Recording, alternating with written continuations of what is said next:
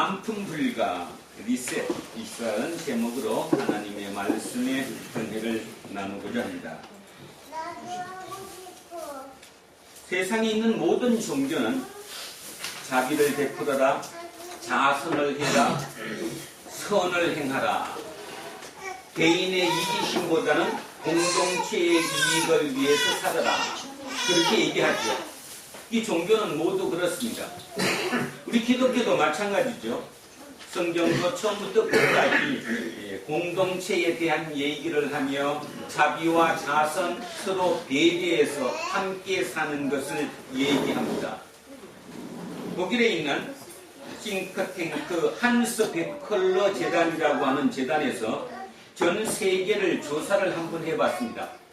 가장 안전한 사회가 어디일까? 어느 나라가 가장 안전한 사회일까? 안전한 사회라는 말은 정의로운 사회라는 거죠. 통상 얘기하는 경제적 평등이 그나마 이루어져 있고 사회적으로 정의가 있는 그런 곳이 어딜까 했더니 공동 1등이 나왔는데요. 1등이 덴마크와 스웨덴이었습니다. 덴마크와 스웨덴. 그런데 중요한 사실은 덴마크와 스웨덴은 비종교 국가라는 거지요. 이해가 안 가죠? 종교가 약한 나라들입니다. 덴마크와 스웨덴은 종교가 아주 약한 나라. 그런데 반해서 그걸 보면 이제 어떤 분이 이제 이렇게 썼습니다. 전 세계적으로 종교가 가장 강한 나라 어딜까요? 종교가 가장 강한 나라. 네? 미국, 또 인도, 그죠? 이런 나라들이 종교가 가장 강한 나라죠. 그 중에서도 특히 이제 우리 쪽으로 돌아오면 기독교가 가장 강한 나라는 어딜까? 당연히 미국이에요. 그 다음은 어딜까? 미국 다음에 어딜 같아요? 대한민국이죠. 대한민국. 외국 사람들이 한국의 인천공항에 비행기를 내리면 보이는 게 딱 두 가지 보인다며요. 빨간 십자가와 그 다음에 아파트 단지들. 그 두 개가 대한민국을 상징하는 심벌인 것처럼 우리나라도 기독교 국가라고 볼 수 있을 정도로 사회의 모든 각계각층의 위에 있는 리더들이 기독교인들입니다. 아이러니하지 않습니까? 자, 기독교, 하나님이 우리에게 명령하고 말씀하시는 건 뭐냐 하면 사회를 정의롭게 하라, 정의를 확립하라, 그리고 경제적인 평등을 이루어라, 더불어 살아라, 공동체를 이뤄라, 이렇게 얘기를 하는데 실제적으로 그 나라들이 그렇지 않다는 거죠. 가장 불평등한 나라가 어디예요? 답이 바로 나왔잖아요. 가장 불평등한 나라, 정의가 별로 없는 나라, 정의가 제대로 확립되지 않은 나라, 가장 불평등한 나라 어디죠? 미국입니다. 그 다음 어딜까요? 요즘 보면 대한민국 같아요. 요즘 대한민국은 뭐 길을 막고 살아야죠. 눈을 뜨고 길을 열고 살면 모든 게 다 불평등에 대한 얘기 아닙니까? 자, 여기서 우리는 참 아이러니를 느낄 수 있습니다.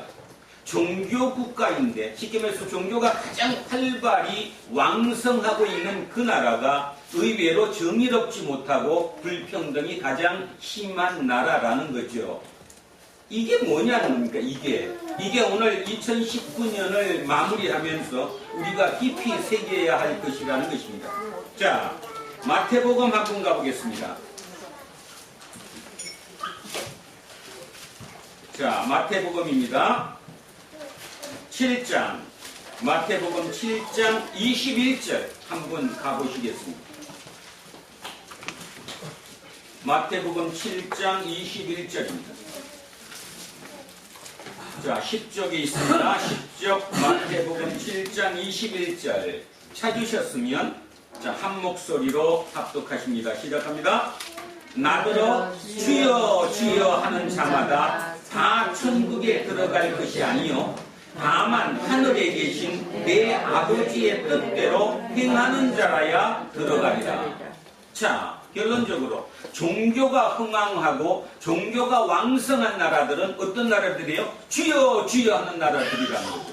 주여 주여 하는 나라들, 이 말로만 주여를 찾는 이 나라들이 의외로 불평등이 심하고 정의롭지 않다는 거죠. 근데 반해서 거꾸로 그 아버지의 뜻대로 행하는 나라. 그러니까 말을 하는 나라예요? 행동으로 실천하는 나라예요? 실천하는 나라죠. 그 실천하는 나라는 정의롭다는 것입니다. 그 나라가 지금 어디라고 얘기하는 거예요? 덴마크라고 얘기하는 겁니다. 덴마크가 왜 정의로운 나라냐? 말 그대로 지구상에서 가장 안전한 사회가 왜 됐느냐는 거죠. 종교 국가가 아닌데도 불구하고. 그런데 그 중에 어떤 선생님의 그 얘기를 그 기자는 신문에 실었댔습니다. 그 덴마크에 있던 초등학교 선생님이 이렇게 얘기하더래요. 나는 종교를 믿지 않지만 내 삶의 가치관은 다 기독교적이다. 그 뭔 말이에요?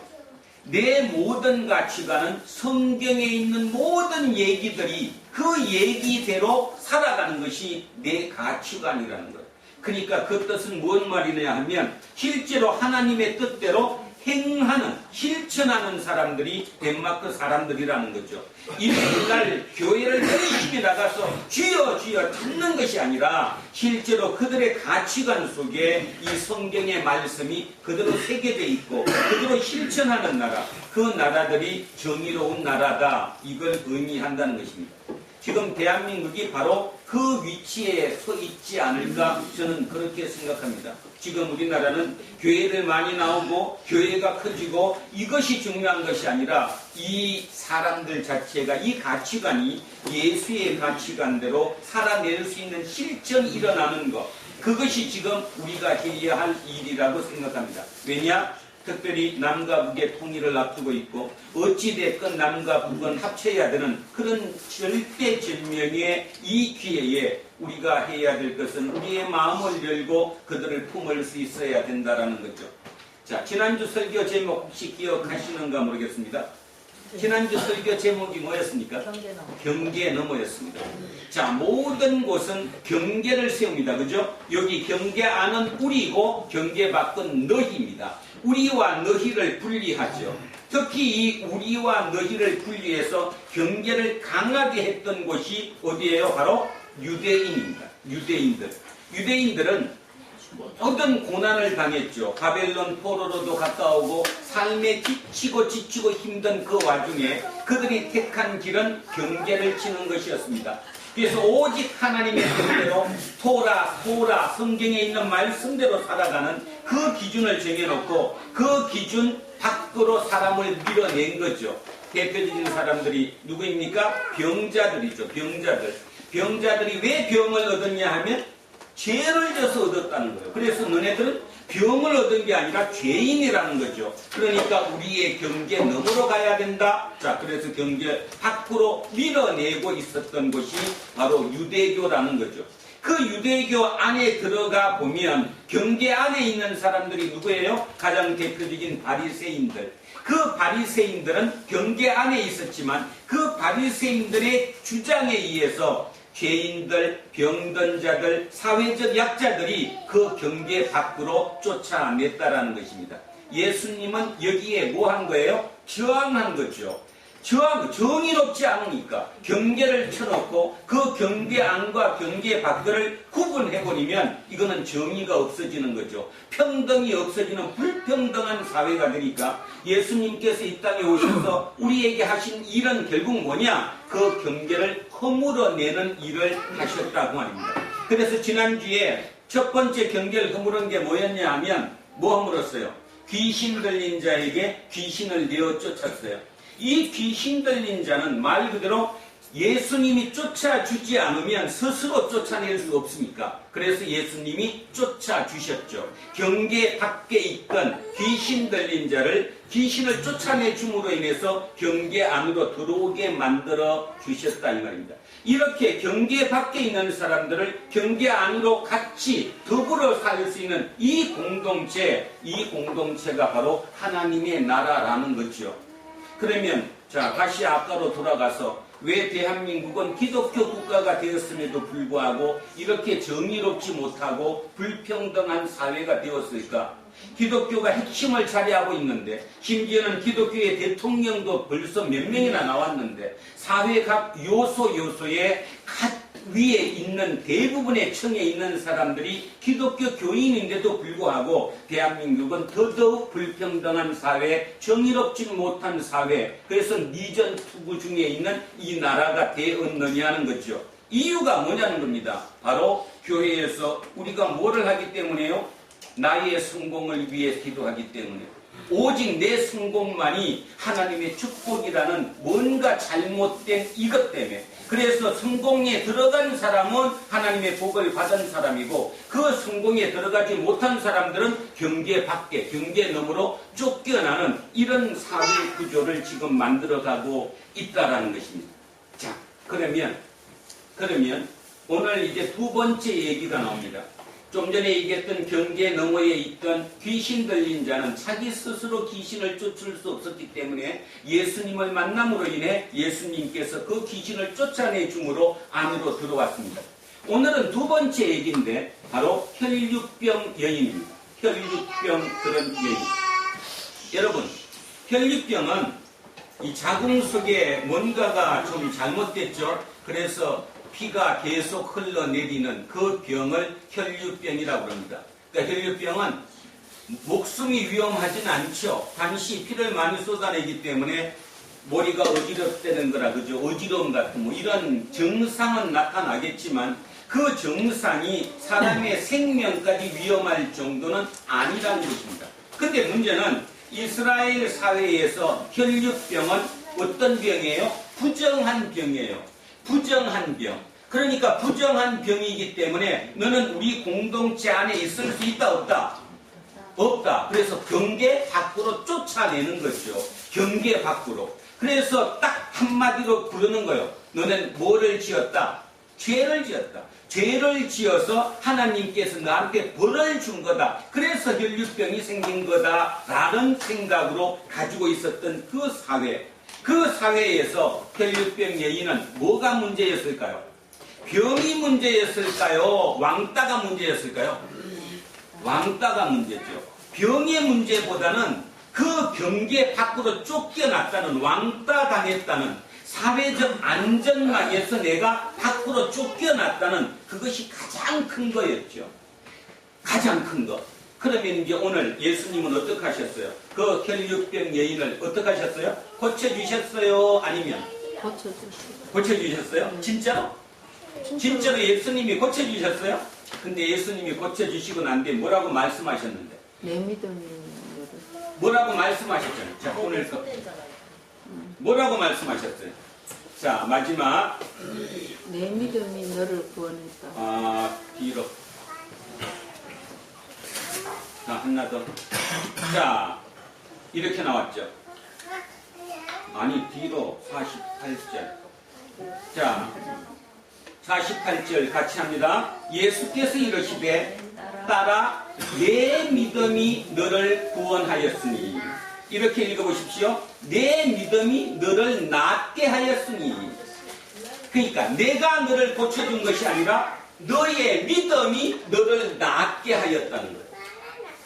굉장히 중요한 얘기를 하고 있습니다. 자, 지난주에 경계 너머에 있던 귀신 들린 자는 자기 스스로 귀신을 쫓아낼 수 없었기 때문에 예수님께 귀신을 쫓아내 주셨지만, 오늘은 어떻게 됐냐면 이 경계 밖으로 몰려난, 그리고 죄인이라고 뭐를 듣는, 죄인이라고 불림을 받는 그 혈육병 여인은 뭐라고 말씀하셨냐면 너의 믿음이 너를 구원했다. 오늘 우리의 방점은 여기입니다. 여기. 혈류병 여인을 한 번 더 보겠습니다. 앞쪽에 넘기면 몇 회를 혈류증으로 앓는다고 그랬어요? 12회. 여기서 12회는 물리적으로 12년, 이런 뭐 오랫동안 혈류병을 앓았다, 이런 뜻도 있지만 이 유대의 이 숫자는 굉장히 의미가 있죠. 자, 유대에서 숫자가 굉장히 큰 의미를 가지는데 3이 뭘까요? 3이 하늘이에요. 이제 오늘 외워놓자고. 3이 뭐라고요? 하늘. 4가 뭘까요? 땅이에요. 3이 하늘이고 4가 땅. 그러면 3과 4를 더하면 얼마예요? 7. 그래서 7이 완전수예요. 완전하다는 거예요. 하늘과 땅 전부를 느끼는 게 7이에요. 곱하면 어떻게 되죠? 곱하면 3하고 4를 곱하면 어떻게 되냐고. 4, 3, 12. 12가 되지. 그래서 완전수는 두 개입니다. 더한 몇과 7과 그 다음에 곱한 얼마를 12를 유대에서는 완전수라고 얘기합니다. 물리적으로 12년을 의미하는 게 아니라 완전히 찼다는 거예요. 쉽게 말해서 이 여인이 고통이 극에 달했다는 거죠. 고통의 극을 다 바라고 있다는 거예요. 그게 12해를 의미하는 것입니다. 들어보신 분 있잖아요. 우리 그 요한계시록에 나오면 몇 명 나오죠? 14만 4천 명. 14만 4천 명이 어떻게 나왔어요? 그럼 빨리 머리. 천요한 14만 4천. 12 곱하기 12 곱하기 1000. 그러면 뭔 뜻입니까? 14만 4천 명은 딱 명수로 14만 4천 명을 의미하는 게 아니라 완전한 모든 수를 얘기하는 거죠. 모든 것을 얘기하는 거예요. 12 곱하기 12에 곱하기 1000을 했기 때문에. 자, 이렇게 의미가 굉장히 중요한 의미를 가지고 있습니다. 여기서 다시 얘기하면 이 혈류증 여인은 혈류증으로 앓는 기간이 12해라는 12년이라는 물리적인 시간을 의미하는 것보다는 가장 중요한 게 뭐냐면 가장 극한 고통 속에 있다는 거예요. 가장 극한 고통 속에 혈류병으로 자기가 지금 마지막 지킬 수 있는 자기를 지킬 수 있는 마지막 극까지 가 있는 그 상태였다라는 것입니다. 그러면 우리 그렇잖아요. 우리가 내가 해결할 수 없는 어떤 문제에 봉착하면 두 가지 현상이 일어나는데 하나는 뭐죠? 우리가 세상을 살아가면서 내가 해결할 수 없는 어떤 극단적인 문제 앞에 봉착을 하면 두 가지 형태를 보인다니까요. 하나는 어떤 거예요? 내버려두는 거. 하나는 피해죠. 많은 사람이 피합니다. 피해버려요. 그냥 그걸 피해버리니까 이제 피해서 한다는 거죠. 두 번째는 절망하죠. 절망. 그러면 절망하면 어떻게 해요? 오늘 그래서 설교 제목이 뭐냐 하면 반품하고 싶어 해요. 나도 나를 물건을 만약에 택배를 받았는데 물건이 내가 원한 물건이 아니거나 물건이 뭐 좀 하자가 생겼다거나 하면 도로 되돌려 보내면 되잖아요. 그런 것처럼 우리의 삶에도 내가 살아가면서 내가 도저히 어떻게 할 수 없는 좌절과 절망이 생길 때 나를 반품하고 싶어 한다니까요. 그런데 인간은 우리의 삶은 반품할 수가 있어요, 없어요? 있어요? 없어요. 우리의 삶은 반품 불가라는 거예요. 이걸 깨우치라는 거죠. 그래서 오늘 설교 제목이 반품 불가입니다. 여러분 다시 얘기합니다. 인간은 반품 불가입니다. 왜냐하면 왜 반품이 불가하냐? 하나님이 반품을 안 받으시기 때문이죠. 하나님이 우리를 반품을 받아주시지 않는다니까요. 그러면 두 번째 문제 하나가 저기 됩니다. 하나님께서 나를 만드셨는데 나를 반품을 받아주시지 않으신다면 다음 답은 뭐예요? 받아들여야 돼요? 안 받아들여야 돼요? 받아들여야 돼요. 그 상황을 받아들여야 되죠. 상황을 받아들이게 되면 받아들이겠다고 뭐를 해야 돼요? 이 생각을 바꿔줘야 돼요. 그걸 뭐라고 해요? 리셋. 리셋이 뭡니까? 컴퓨터를 하다가 막 오작동이 나거나 뭐가 엉겼으면 리셋 버튼을 누르면 다시 초기화, 0부터 다시 시작되는 거죠. 똑같이 인간은 반품의 대상이 아니라 리셋의 대상이라는 거죠. 오늘 이 여인 입장에서 보면 이 여인 입장에서는 이렇게 12해 극에 달하는 혈루증으로 고통 중에 있는 이 여자가 택할 수 있는 답은 딱 두 가지입니다. 하나는 자기를 포기하거나 말 그대로 반품을 하거나 그죠? 아니면 자기를 아예 좌절, 절망, 피해버리거나 아니면 적극적으로 그게 맞부딪히던가 두 가지 중에 하나인데 실은 이게 맞부딪히기가 상당히 어렵죠. 말로는 쉽지만 어려운 이유가 유대 공동체에서 혈루증을 앓으면 경계 밖으로 보낸다고 그랬어요. 경계 밖으로 보내면 이 사람의 이름이 명칭이 변해진다고 그랬죠. 죄인이에요. 무슨 죄를 졌는지는 모르지만 죄를 져서 하나님이 부정하게 벌을 준 그 상태가 혈루증이기 때문에 이 분은 이 공동체 안으로 다시 들어올 수가 없는 거예요. 얼마나 힘들겠어요. 만약에 그 기간이 실제 물리적으로 12년이라고 얘기하면 그동안 아마 그 삶이 어떠했겠느냐고요. 마가복음에 가보면 똑같은 본문이 나오는데 마가복음 5장입니다. 이분의 상태를 조금 더 구체적으로 써놨습니다. 61쪽 마가복음 5장 25절 26절을 한번 보겠습니다. 마가복음 5장 25절 26절을 한번 보겠습니다. 자, 61쪽에 있습니다. 제가 한번 읽어보겠습니다. 12해를 혈루증으로 알아온 한 여자가 있어 많은 의사에게 많은 괴로움을 받았고 가진 것도 다 허비하였으되 아무 효험이 없고 도리어 더 중하여졌던 차에 뭔 말씀인지 알아듣죠? 지금 모든 돈도 다 썼고요. 좋은 의사 나왔으면 고치려고 다 다녀봤고요. 모든 것을 다 해봤다는 거예요. 다 해봤는데도 남는 게 아니라 효험이 없고 도로 더 중해졌다. 그 상태였으니 이분의 심정이 오죽했겠느냐 그 말입니다. 그런데요, 어느 날 문득 이분이 리셋을 했습니다. 여러분, 지난번에 경계 너머에 떠는 귀신 들린 자는 누가 귀신을 쫓아내줘야 돼요? 예수 그리스도가, 예수님이 귀신을 쫓아줘야 돼요. 그래야 낫죠. 근데 오늘 같은 경우는 어떻게 하는 거예요? 예수님이 내 믿음으로 너가 구원받았다, 너의 믿음으로 너가 낫게 되었다 했을 때 그 너의 믿음이 뭐냐는 겁니다. 이 혈루증을 입는 이 여인의 믿음이 뭘까요 도대체? 도대체 어떤 믿음이기 때문에 낫을까요? 어떤 믿음? 확신. 예? 예수님을 만나면 나을 거라는 확신. 자, 이분은 절망에 빠져야 되게 지극히 정상이고 반품해야 될 인생이에요. 그죠? 이분의 믿음은 뭘까요? 반품 불가를 깨달은 거예요. 반품 불가를 깨닫게 되면 어떻게 돼요? 현실을 그대로 내가 직시하게 되죠.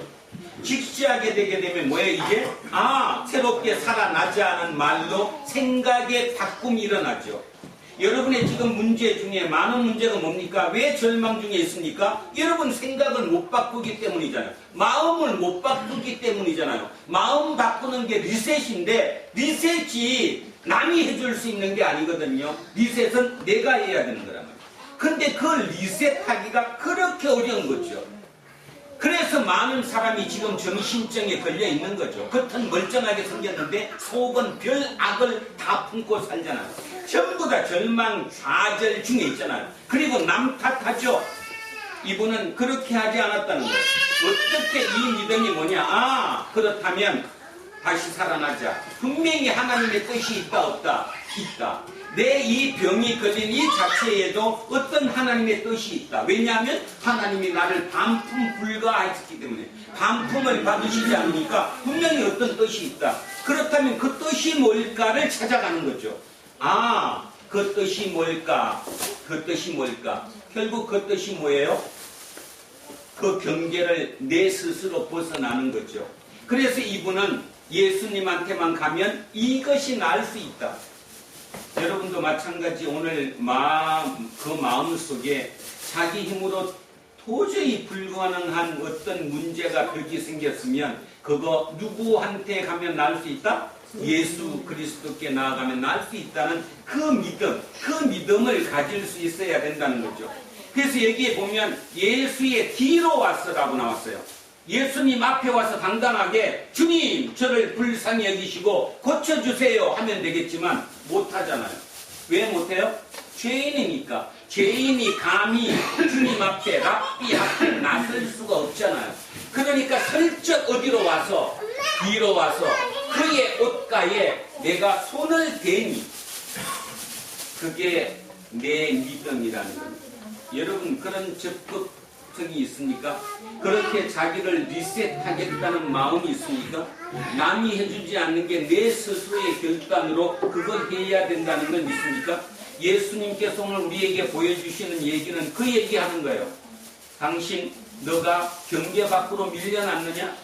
그래서 지금 절망 중에 빠져 있는가? 그렇다면 네 스스로 너 리셋을 눌러라.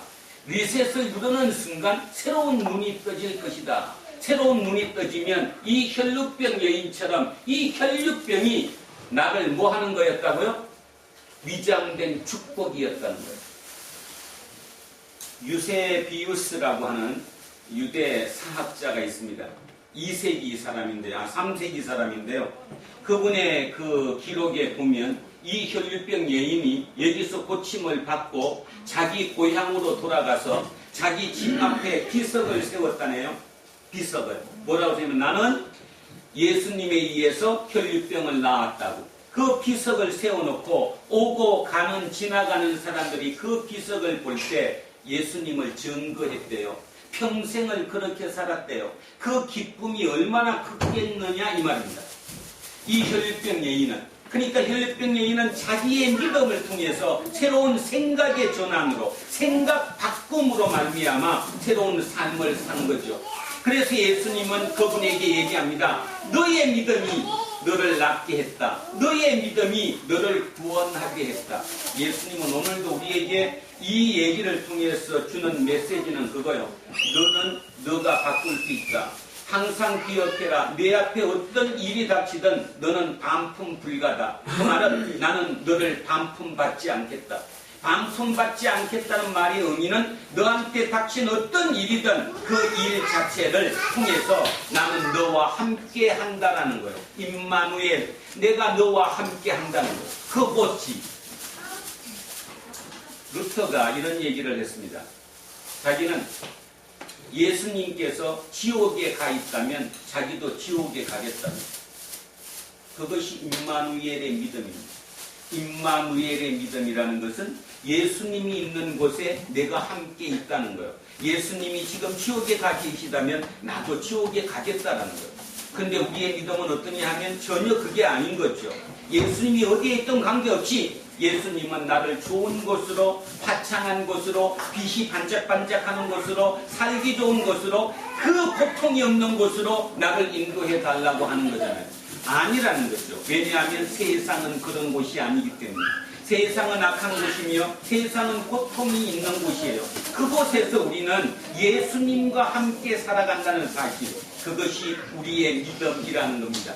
이 여인이 느꼈던, 이 여인이 마음속으로 느꼈던 그 믿음이 바로 그 믿음이었죠. 결국 내가 반품 불가라면, 반품을 받지 않으신다면 결국 이 혈육병 이것조차도 하나님과 함께 가야 할 길이다. 그래서 그분은 이 과정을 통과했고 그 과정을 통과해서 참으로 기쁨의 삶을 살았다. 그런 뜻입니다.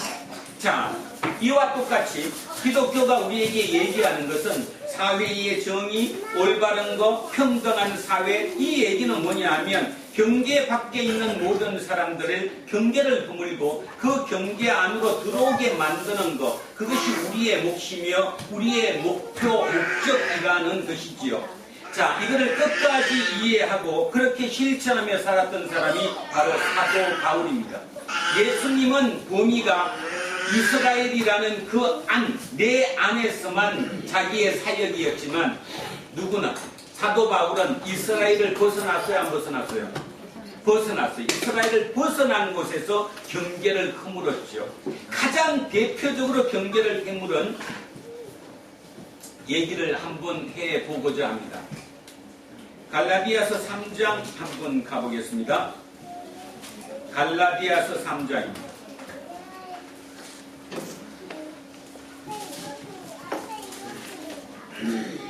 자, 306쪽에 306쪽 한번 보십시오. 306쪽에 보면 갈라디아서 3장 27절 28절입니다. 갈라디아서 3장 27절 28절 306쪽에 있습니다. 자, 찾으셨으면 한번 같이 합독하시겠습니다. 시작합니다. 누구든지 그리스도와 합하기 위하여 세례를 받은 자는 그리스도로 옷 입었느니라. 너희는 유대인이나 헬라인이나 종이나 자유인이나 남자나 여자나 다 그리스도 예수 안에서 뭐이니라? 하나이니라. 뭐가 무너졌어요 지금? 경계가 무너졌어요. 여러분은 이걸 그냥 맨날 읽으니까 뭐 당연하다 이렇게 느끼지만, 자, 1세기로 한번 돌아가 보겠습니다. 이 얘기를 이해하기 위해서 돌아가 보겠습니다. 이 얘기를 썼던 1세기 당시 로마는 팍스 로마나였습니다. 들어보셨죠? 여러분 얘기했는데 팍스 로마나. 팍스 로마나는 전쟁이 없어졌어요. 전쟁이 없어지다가 보니까 그 당시에 전쟁이 없어지면 경제가 좋아지지 않습니다. 왜 그러죠? 지금은 경제 전쟁을 하지만 그때는 사람의 전쟁을, 땅 전쟁을 했잖아요. 다른 나라가 다른 나라를 뭐 해야? 지배해야 그 노동력, 노비, 노예들을 데리고 오잖아요. 이 노예를 근간으로 한 경제였는데 팍스 로마나, 로마의 평화, 이 기간 동안에 뭐가 없어졌어요? 전쟁이 없어졌어요. 그러다 보니까 전쟁이 없어지면 노예의 공급이 원활해요? 안 해요? 안 해요. 노예의 공급이 원활해지지 않으니까 어떤 문제가 생길까요? 노동력의 임금이 비싸져요? 싸져요? 여러분 어떻게 돼요? 노예가 공급이 계속 와야 되는데 전쟁을 일으켜서 저쪽 나라를 집어먹어서 거기 사람들을 노예로 데리고 와서 계속 있게 노동력을 돌려야 되는데 그게 막혔으니까 기존 노동력의 값이 어떻게 되냐고요? 비싸지지. 비싸지지. 비싸지게 되면 어떻게 돼요? 주인 입장에서 지금 우리나라가 딱 그거에 걸렸잖아요. 편의점을 하고 식당을 하고 적게 했는데 그냥 싼 값에 여러 노동력을 돌릴 때는 그나마 잘 돌아갔는데 갑작스럽게 그 인건비를 어떻게 하니까 올려버리니까 시급을 올려버리니까 내가 도저히 부담할 수 없어진 거죠. 그럼 어떻게 해야 돼요? 문 닫아야 돼요. 아니 문 닫기 전에 문 바로 닫으면 안 되지. 정업을 내보내야지. 문 닫기 전에 어떻게 해야 돼? 내보내야 되죠. 만약에 지금 우리 집에 직원이 5명이었으면 3명 내보내고 2명만 남겨야 될 거 아니에요. 똑같은 거예요. 똑같이 팍스 로마나 시대에는 노동력의 대가를 지급할 힘이 떨어져 버리니까 어떻게 됐어요? 주인 입장에서 그 노예를 해방시킨 거예요. 이런 사람을 해방노예라고 얘기합니다. 해방노예. 자, 문제는 2000년 전입니다. 지금도 직장 잃고 나면 헤매는 것처럼 그 당시 만약에 누군가의 노예로 있다가 그 노예가 해방노예가 된 게 좋은 걸까요? 나쁜 걸까요? 해방노예가 좋은 거예요? 나쁜 거예요? 나쁜 거예요. 나쁠 정도가 아니에요. 이제 내가 벌어 먹을 곳이 없잖아요. 벌어 먹을 곳이. 주인이 없으니까. 그러니 사회의 안전망이 완전히 어떻게 돼요? 망가진 거죠.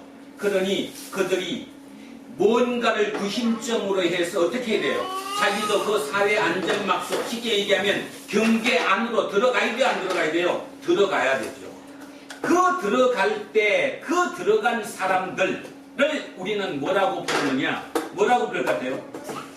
그들이 가장 들어오기 좋아하고 그들이 들어온 그 사회 안전망 그 결사체가 바로 유대 회당이었거든요. 회당 공동체였어요. 유대 회당 공동체. 그 회당 공동체에 누구든지 막 들어오기 시작한 거예요. 해방 노예들이. 그런데 문제는 그 공동체가 그들을 받아들여야 돼요? 안 받아들여야 돼요? 받아들여야 되죠. 근데 받아들일까 못 받아들일까? 못 받아들여요. 왜 못 받아들일까요? 먹을 거가 없어요. 왜 못 받아들일까? 그들은 이게 없잖아. 우리가 들어줘야 돼요? 안 줘야 돼요? 그들이 헌금을 낼 수가 있는 처지가 아니라 우리가 거꾸로 그들을 해야 되니까 심지어는 로마 시대에 이 회당 공동체가 결정되고 나면 세금도요 개인이 내는 게 아니라 회당별로 얼마를 세금 냈대요. 그러니까 예를 들어서 우리 두란노 공동체가 있다 그러면 두란노 공동체가 만약에 국가에다가 세금을 뭐 1000만 원을 낸다. 그럼 여러분한테 받아서 내야 되는데 여러분들이 만약에 내일 처지가 안 되면 이쪽에 있는 돈 있는 사람들이 다 부담을 하는 꼴이 되다 보니까 그들을 받아들이기가 상당히 어려웠던 거죠.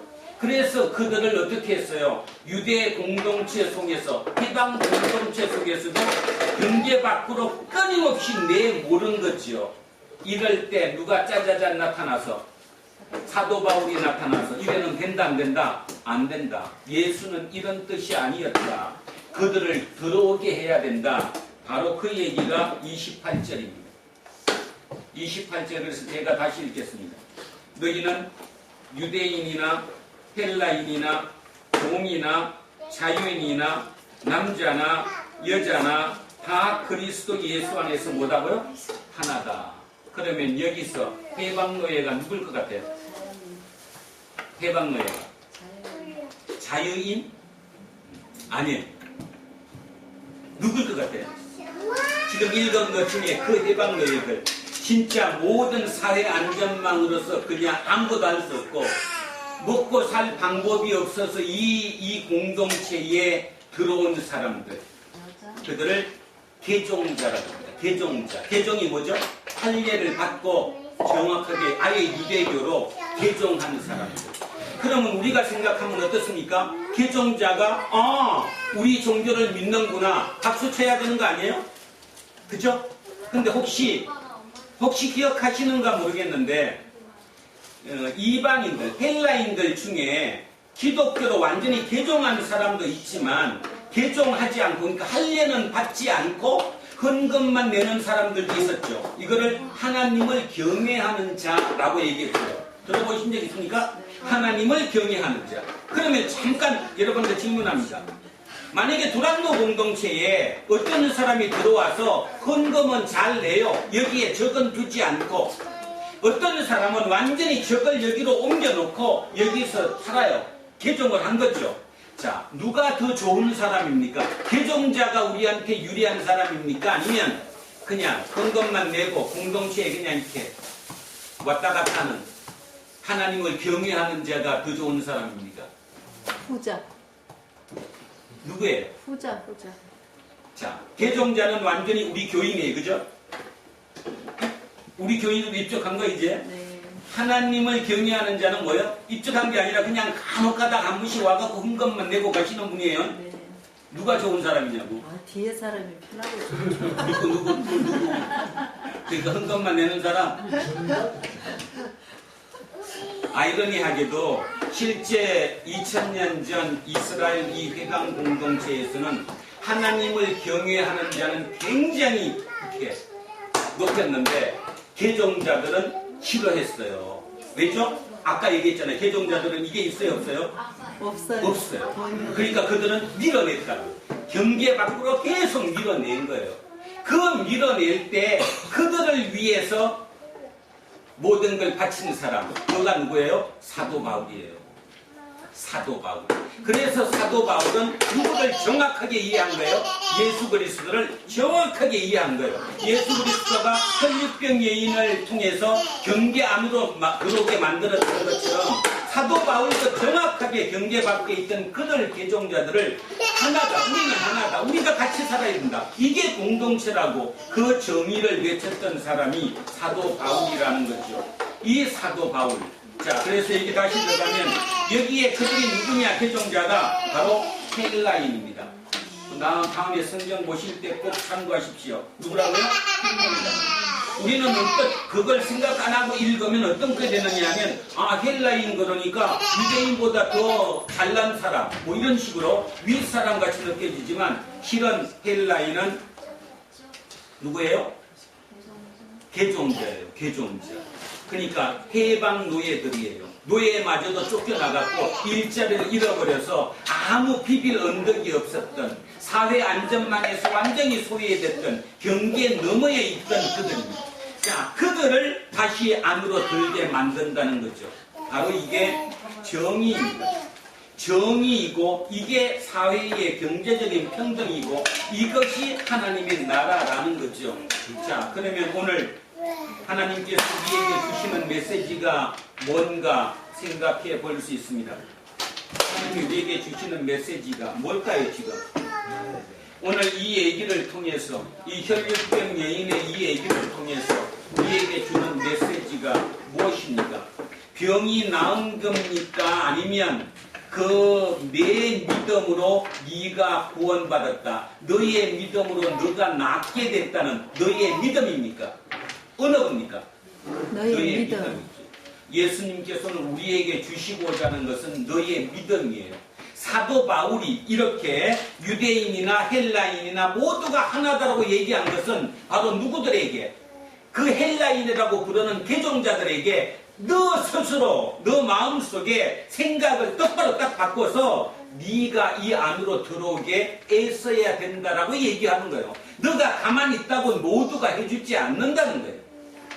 그런데 우리는 지금 특히 사회적인 약자들은 자기 힘에 눌려서 자기 짐에 눌려서 어떤 액션도 취하지 못하고 끝없이 가라앉고 있는 거죠. 끝없이 스스로 밀려나고 있는 거고 스스로 뒤로 물러가고 있는 이 세상이라는 것입니다. 하나님은 우리에게 오늘도 얘기하는 거예요. 너 마음을 바꾸라. 네 마음을 바꾸는 것이 네가 경계 안으로 들어오는 길이다. 내가 모든 것을 다 한 사람 한 사람 경계 안으로 들어오게 할 수 있다. 네 마음, 그것이 믿음이다. 너의 믿음이 어디에 있느냐? 이렇게 오늘 우리에게 묻는 것입니다. 잊어먹지 않고 그 하나님의 메시지를 깊이 새기며 다시 한번 2020년을 준비하는 우리였으면 좋겠습니다. 오늘 우리 이순 집사님 기도하셨던 것처럼 우리의 목표는 말 그대로 조금씩 손해보고 그저 조금씩 남을 배려하며 더불어 살아가는 곳, 나의 성공보다는 공동체의 성공이 우선인 곳, 사회의 정의가 흐르는 것이 우선인 곳, 예수가 그렇게 많이 믿는데도 사회는 더욱더 불평등하고 사회는 더욱더 정직하지 못하고 정의로운 사회로 가지 못하는 그 예수는 잘못된 예수라는 사실을 명심하는 저와 여러분이 되었으면 참으로 좋겠습니다. 그 기억을 하시면서 오늘 예수님께서 누구를 통해서 그 힘든 가운데 말 그대로 12해 크게 달한 혈류증을 앓던 그 여인이 마음속에 생각 바꿈을 통해서 내가 밀려나서는 안 되겠다. 나도 안으로 들어갈 수 있어야 되겠다. 이것도 하나님의 뜻이 있다. 내 이 병마저도 하나님의 뜻이 있다. 그래서 뭐 불가다? 나는 반품 불가다. 어떤 경우든 나는 반품 불가다. 그 믿음을 갖는 것, 그것이 우리가 살아가야 할 이 땅에서의 삶의 자세라는 것을 잊지 말고, 자, 오늘 마무리 42절 3절부터 48절까지 그 혈류병 여인을 생각하시면서 한번 읽고 마무리하겠습니다. 자, 43절부터입니다. 시작. 이에 12해를 혈류증으로 앓는 중에 아무에게도 고침을 받지 못하던 여자가 예수의 앞이 아니라 뒤로 와서 그의 옷가에 손을 대니 혈류증이 즉시 그쳤더라. 예수께서 이르시되 내게 손을 댄 자가 누구냐 하시니 다 아니라 할 때에 베드로가 이르되 주여 우리가 밀려들어 미나이다. 예수께서 이르시되 내게 손을 댄 자가 있도다. 이는 내게서 능력이 나간 줄 알미로다 하신대. 여자가 스스로 숨기지 못할 줄 알고 떨며 나와 엎드려 그 손댄 이유와 곧 나은 것을 모든 사람 앞에서 말하니 예수께서 이르시되 딸아 너희의 믿음이 너를 구원하였으니 평안히 가라 하시더라. 아멘. 기도하겠습니다.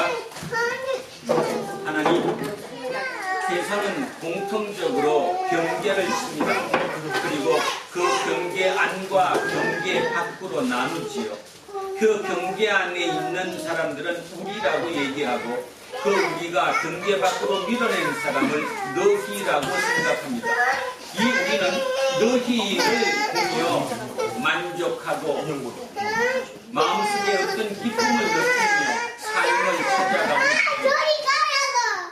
이런 모든 상황 속에서도 항상 하나님 함께 하셔서 하나님은 오늘 우리에게 그 경계 안으로 들어오는 것은 내 믿음이라고 말씀하고 있습니다. 내 믿음으로 내가 구원을 받았다. 너의 믿음으로 너가 나음을 입었다. 그 메시지가 우리 속에 깊이 새겨지는 우리 공동체 모든 식구들 되게 하옵소서. 감사드리며 거룩하신 우리 주 예수 그리스도 이름으로 기도합니다.